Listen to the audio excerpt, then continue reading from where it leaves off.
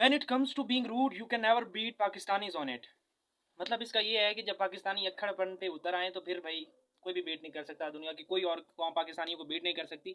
ये अल्फाज हैं पाकिस्तान के chief selector Pakistan cricket team के वहाब रियाज के, और ये उन्होंने सच साबित कर दिखाए हैं। कहानी कुछ इस तरह से है कि ओसामा मीर जो है हमारे लेग स्पिनर, वो टीम में सेलेक्ट नहीं हुए 15 में। फाइनल जो 15 स्क्वाड गया है हमारा वर्ल्ड कप के लिए, तो उन्होंने इस मामले को लेकर वहाब रियाज को कॉल की और कहा कि मैं क्यों सेलेक्ट नहीं हुआ, उन्होंने पूछा बेसिकली।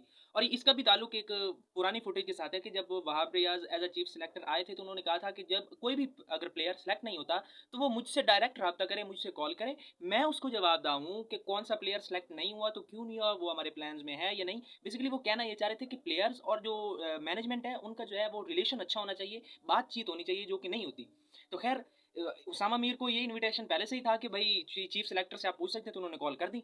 तो अब जब कॉल कर दी तो वहाब रियाज साहब के पास कोई जवाब तो था नहीं कि क्यों नहीं सेलेक्ट किया। तो खैर टाल मटोल कर दी। तो अब इसी को लेकर उसामा मीर साहब जो हैं वो चले गए हमारे मोहसिन नकवी साहब के पास, चेयरमैन पीसीबी को। उन्होंने कहा कि भाई मैं सिर्फ ये जानना चाह रहा हूँ कि मैं सेलेक्ट क्यों नहीं हुआ, मुझे पता तो चले कि मैं टीम से ड्रॉप हूँ तो मेरी खामी क्या है, मुझे पता चले।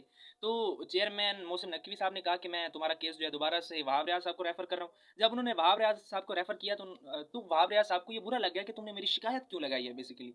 उसके बाद वहाब रियाज साहब ने अब कहा है कि अब अगर तुम्हें ऐसा लगता है कि तुम इस तरह से टीम में आ सकते हो तो अब बेटा तुम टीम में आके दिखाओ। तो भाई लबे लुबाब इस बात का ये निकला है कि उसामा मीर साहब को अब एनओसी भी नहीं दिया गया कि वो किसी लीग में पार्टिसिपेट कर पाए। तो अब आप देख ही सकते हैं कि क्या होता है पाकिस्तान में। अना को किसी की अना को ठेस नहीं पहुंचा सकते आप पाकिस्तान में, इसका मतलब आप गॉन।